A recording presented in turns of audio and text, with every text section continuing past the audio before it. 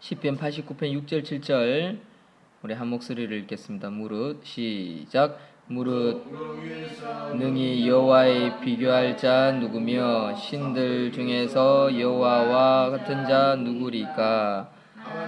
거룩한 자의 모임 가운데서 매우 무서워할 이시오며 둘러있는 모든 자 위에 더욱 두려워할 이시니라. 아멘. 오직 하나님을 경외하라 라는 말씀 제목으로 하나님의 말씀 증가하겠습니다. 오직 하나님을 경외하라. 7절 말씀을 보십시오. 하나님은 거룩한 자의 모임 가운데 매우 무서워할 이시오며 둘러있는 모든 자 위에 더욱 두려워할 이시니이다. 여러분, 이 시편 기자의 고백처럼 하나님을 두려워할 수 있는, 하나님을 경외할 수 있는 그런 하나님의 자녀들이 되기를 소망합니다. 하나님을 두려워하지 않으면요, 우리 삶에 변화가 일어나지 않습니다.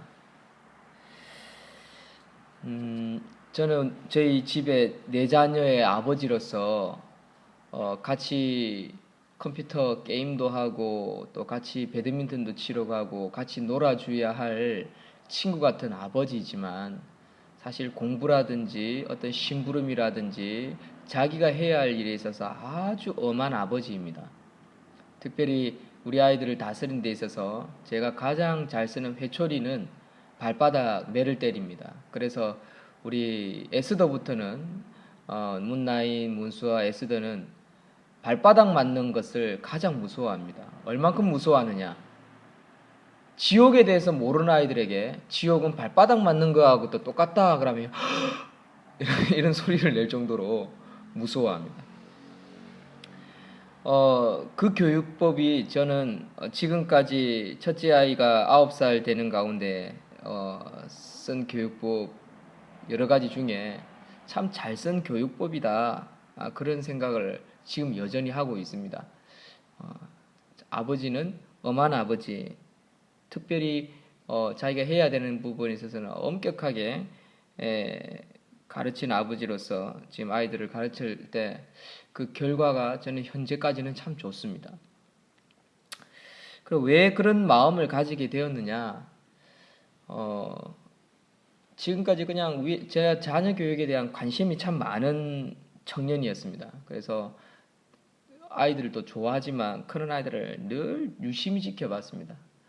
그런데 너무 엄격하게 커서 아이들이 그래서 빗나가는 자녀도 없지 않아 있습니다만은, 그러나 결국 그 아이들이 어른이 되어서 시근이 들면 비록 아버지가 무섭고 엄격해서 어릴 때 스트레스를 많이 받았을지는 몰라도 결국 그 아이가 인성이나 성품이 바르게 되는 것을 100% 보았습니다. 100%. 그러나 반대로 아버지가 오냐 키운 아이들은요, 거의 99% 이상이 거의 대부분 빗나가는 것을 봅니다. 그거는 제 경험에서 나온 건데, 그런데 이것을 어디서 찾았느냐? 말씀에 있습니다. 말씀에. 오늘 말씀에. 성경 말씀에 보니까 하나님을 아버지로 모시는데 경외함으로, 두렵고 떨림으로 섬길 때 그 자녀들이, 하나님의 백성들이 바르게 되어 갔다라는 것을 해답을 주고 있습니다. 오늘 읽은 시편 89편 6절 7절 말씀의 그 답이라고 할 수 있습니다. 우리 한번 답을 통해서, 성경 말씀을 통해서 한번 찾아보겠습니다. 신앙생활의 보배와 기초는 하나님의 사랑이 아니라 하나님을 경외하는 마음이라고 할 수 있습니다. 이 경외라는 것은 하나님을 두렵고 떨림으로 말씀 가운데에 서는 것을 경외라라는 것입니다. 하나님의 사랑을 신뢰하는 동시에 그분을 두려워하고 그분의 무게 앞에서 압도되는 감정을 가지는 것을 경외라 할 수 있습니다. 많은 성도들이 하나님을 경외하지 않는 것은 하나님을 사람처럼 격하시키기 때문입니다. 그들은 이렇게 말합니다. 하나님은 나의 친구다. 맞는 말이지요. 하나님은 나의 마음을 이해하신다. 맞는 말입니다. 그리고는 말씀이 자신의 삶을 불편하게 하면 부작용이 일어나요. 지키지 않습니다. 그리고 그 죄에 대해서 어떻게 합니까? 합법화시키고요. 정당화시키려고 노력합니다. 도리어 하나님도 그것을 이해하고 응원해 주실 거야 라고 주장하는 경우가 있습니다. 그래서 망한 신약에 두 사람이 있고 구약에 두 사람이 있습니다. 구약에는 나답과 아비후라는 자녀들입니다. 나답과 아비후는 엘리세바에서 태어난 제사장들입니다. 목사의 자녀들이라는 거죠. 근데 이 아답과 아비후는 형제들이 밑에 또 있습니다. 엘르아살과 이다말이라는 동생들이 있는데, 근데 이 두 제사장이 어떻게 하다가 하나님이 진노를 사서 죽임을 당하냐면, 제사장으로서 하나님 앞에 섬길 때 써야 할 불이 있습니다. 예배를 드릴 때. 예배 드릴 때 다 똑같은 불이지. 왜 꼭 그런 불을 써야 되느냐? 그러나 하나님이 명하시 않은 불을 가져다가 분향을 피우고 결국 죽습니다. 하나님은 이 나답과 아비후의 죽음을 통해서 하나님의 말씀대로 순종하는 삶이 무엇인지, 제사장일지라도 순종한 삶을 살아야 한다라는 것을 보여주는 거죠. 신약에 가면 아나니아와 삽비라라는 부부가 있습니다. 이들은 착한 사람들입니다. 그 신약 시대 초대교회는 어떤 시대였습니까? 모든 것을 공산화한 사람들입니다. 공산화. 그러니까 자기의 재산을 자기 것을 하지 않습니다. 근데 이 아나니아와 삽비라는 시키지도 않았는데 재산을 팔아가지고 교회 헌금을 합니다. 그러면서 뭐라고 말을 하냐면, 우리가 소유를 팔아서 교회에 헌금합니다 라고 자발적으로 행동을 했는데 죽어요. 그 자리에서 죽어버립니다. 왠지 아세요? 돈의 일부를 감추고 전부입니다 라고 거짓말을 했기 때문에 그렇습니다. 베드로의 책망을 받는데 그 받는 즉시 그 자리에서 죽어버립니다. 오늘날에는 이런 일이 일어나지는 않죠. 특별한 계시의 사역이었던 신약 시대에 일어났던 일인데, 근데 이 말씀을 통해서, 이 역사를 통해서 깨달음을 주시는고자 하는 건지 뭔지 아세요? 하나님 앞에 진실되게 살지 못하고 거짓 행동을 했다라는 것에 대해서 하나님의 오늘날 우리 백성들에게, 하나님의 백성들에게 한 예로 조심시키고자 가르쳐 주기 위해서 보여주는 예라는 사실입니다. 그래서 그 외에 계속해서 하나님을 섬겨 나아갈 때 사람으로 절대로 하나님을 격하지 마라. 예수님이 친구고 우리를 사랑하시고 이해하시고 우리의 죄에 대해서 핏값으로 죽으셨지만 결코로 격하시켜서는 안 된다. 조심해야 된다라는 말씀 구절을 두 군데 있습니다. 한번 찾아보겠습니다. 고린도후서 5장 16절.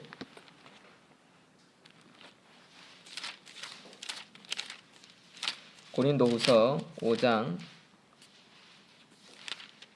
16절.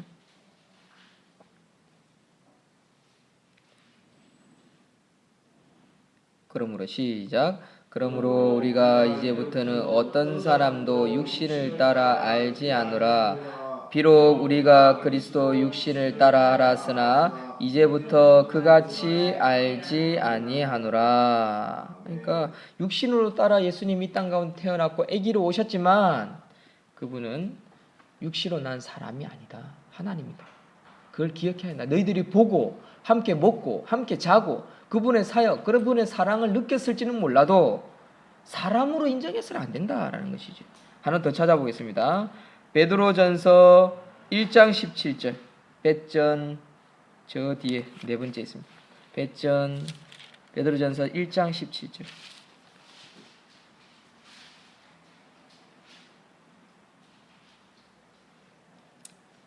(1장 17절) 377조 짧아서. 외모로 시작. 외모로 보시지 않고 각 사람의 행위대로 심판하시는 이를 너희가 아버지라 부른즉 뭐라고요? 행위대로 심판하시는 이. 우리는 이 결과에 주목해야 합니다. 행위는 뭡니까? 죄악된 행위지요. 사랑하는 성도 여러분, 하나님 앞에 나올 때마다 두렵고 떨림으로 나오시는 저와 여러분들이 되시기를 소망합니다. 그렇다면 경외함이 보배로운 신앙의 기초가 되는 이유가 무엇일까요? 첫째는 경외함을 통해서만 계명을 지켜나갈 수 있습니다. 만만한데 지키겠습니까? 약속을 지키겠습니까? 좀 어겨도 되지 뭐. 지도 인간인데 뭐 이런 생각 가지지 않습니까?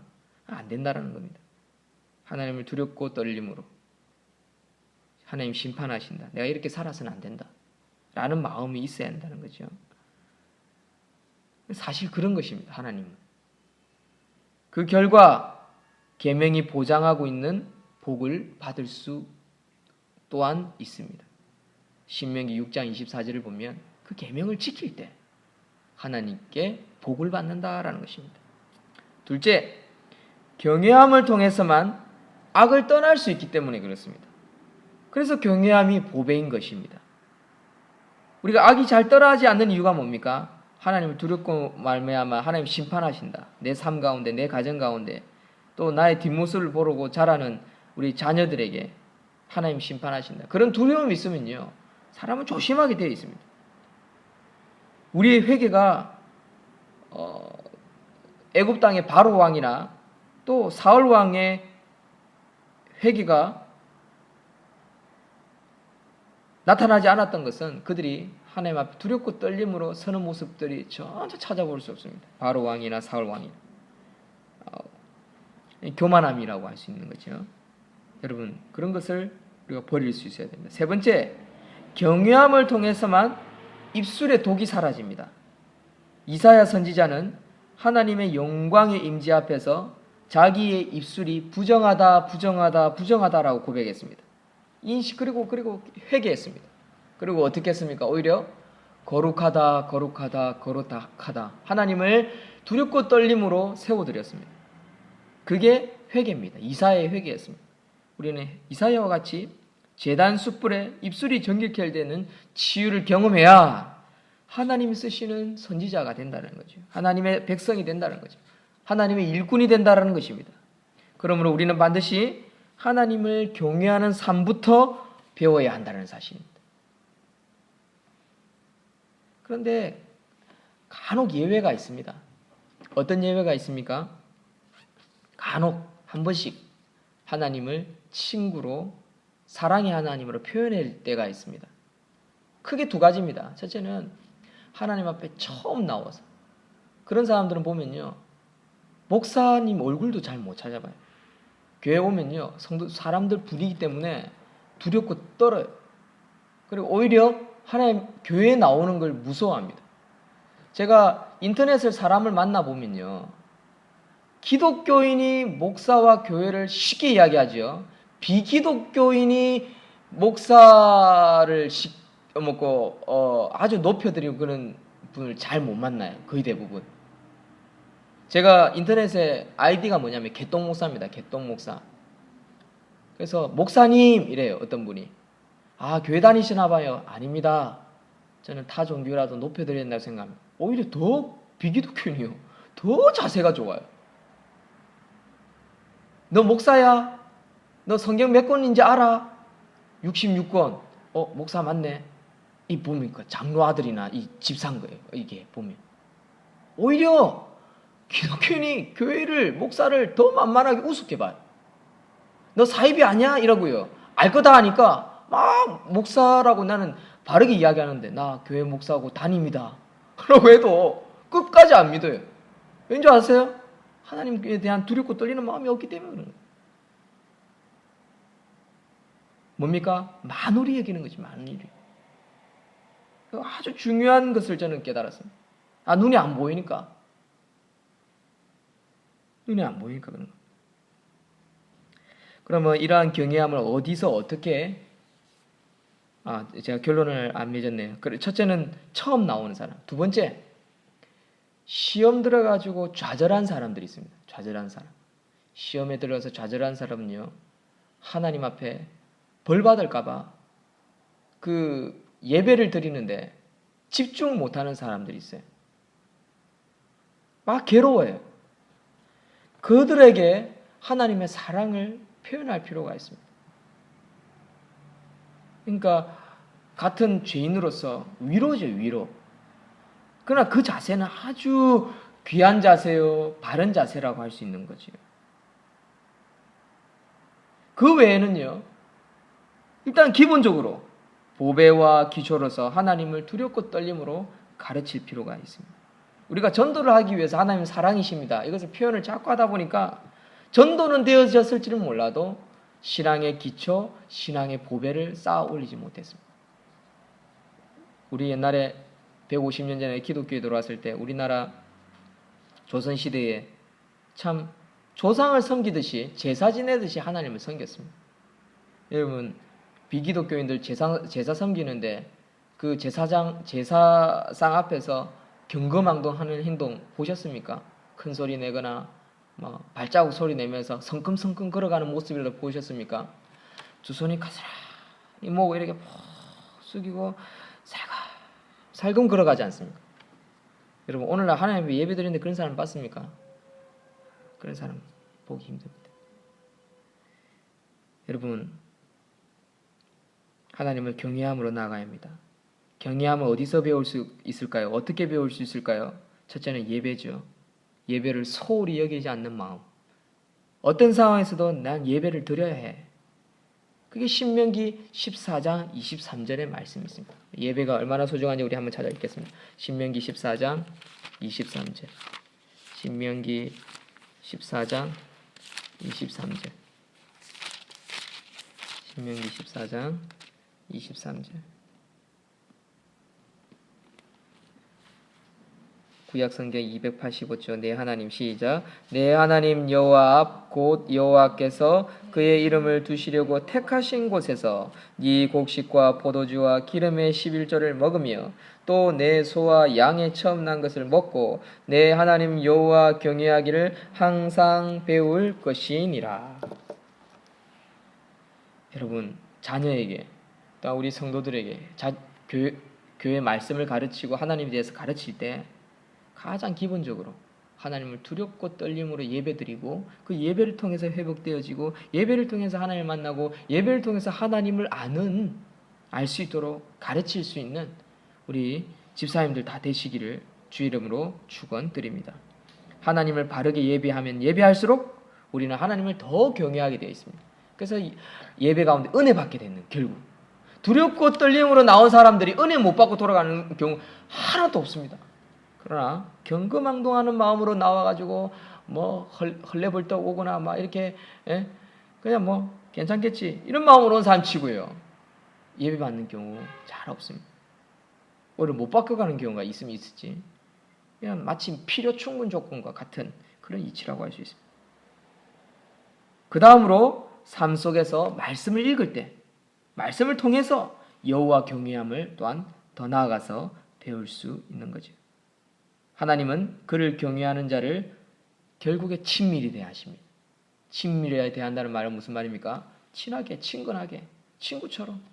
우리가 경외함으로 하나님 앞에 세워드리면 하나님이 우리를 가까이 하시는 거예요. 이게 신앙의 원리입니다. 아주 중요한 순서, 질서지요. 그리고 하나님께서는 그에게 경외함으로 나오는 그에게 말씀의 위대함, 말씀의 비밀을 풀어주시는 겁니다. 이게 시편 25편 14절에 보면 말씀을 이해하고 꿀송이보다 더 달고 말씀을 사랑하게 되고 변화되어지는 그런 삶이 나타난다.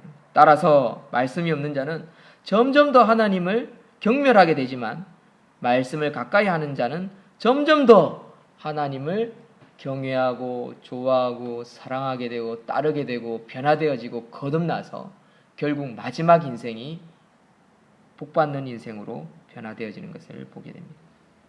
결론을 맺겠습니다. 성경에서 경외하는 자에게 보장된 약속은 풍성함입니다. 풍성함. 너무도 풍성해지는 삶. 첫 번째 풍성한 결과가 뭡니까? 기도응답입니다. 기도응답의 약속이 보장되어 있는 것. 시편 145편 19절에. 두 번째, 경외하는 자에게 재물과 영광이 있습니다. 생명이 보장되어집니다. 잠언 22장 4절에 보면 생명과 재물과 영광이 보장되어진다는 것을 알 수 있습니다. 또한 있습니다. 네 번째 보장되어지는 게 장수입니다. 장수. 잠언 10장 27절에 보면. 다섯 번째, 가정과 자녀의 복이 보장되어지는 겁니다. 시편 128편, 잠언 14장 26절을 찾아보면 가정과 자녀의 복이 보장되어진다는 것을 알 수 있습니다. 참으로 경외하는 자에게 보장된 약속은 모든 좋은 것에 부족함이 없도록 하겠다라고 시편 34편 9절과 10절을 찾아보면 또한 알 수 있습니다. 이러한 말씀들을 찾아보시고 아하 그렇구나, 이런 것들이 보장되었구나, 그것을 누려가기 위해서 두렵고 떨림으로 말씀을 읽으시고 또한 새벽제단과 예배에 나오시는 저와 여러분들이 되시기를 주의 이름으로 축원드립니다. 아멘.